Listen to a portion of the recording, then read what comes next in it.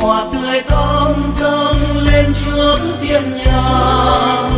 Hoa luôn thơm hương, hoa đẹp màu mến thương. Hãy dâng kính mẹ từng cánh hoa tuyệt vời. Ave Maria, Ave Maria.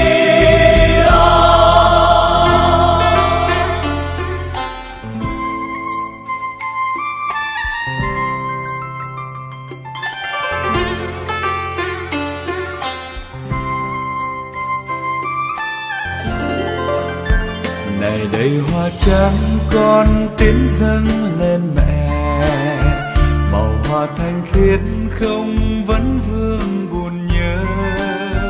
Con hãy dâng mẹ những cánh hoa này, hoa đẹp chiều mến lòng thành con tiến dâng. Ave Maria, Ave Maria.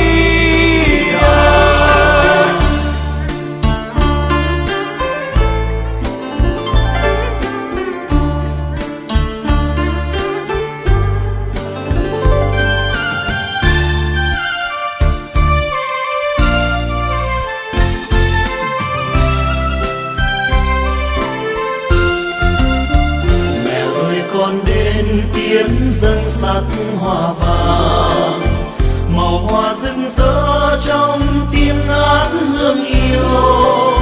Hoa xin con dâng hương ngầm trời ngát bay, mãi trong tim này tình mến không lụi tàn. Ave Maria, Ave Maria.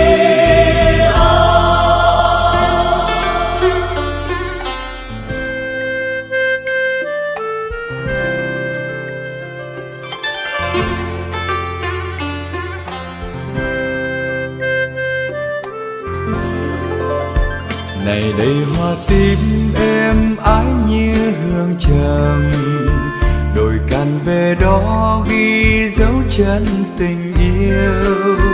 Hoa tím rung nhẹ tiếng nói âm thầm, dâng mẹ tình mến ngàn đời đâu dám quên. Ave Maria, Ave Maria.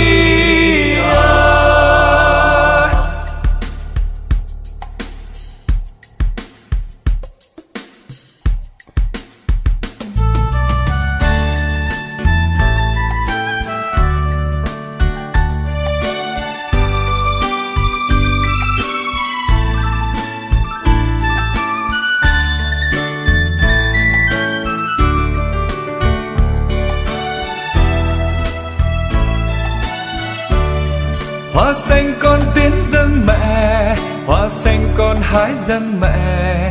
Hoa đẹp làm sao vương vấn hồn thơ, hương thơm lưu luyến vô bờ, xinh xinh trên cánh môi hồng. Con nhẹ nhàng rung khúc nhạc khuyên mơ. Trăm hoa như áng mây trời, trăm hoa như tiếng ru hời, con gọi mẹ yêu giữa đời quạnh hiu. Trăm hoa như áng mây trời, trăm hoa như tiếng ru hời, con gọi mẹ yêu giữa đời quạnh hiu.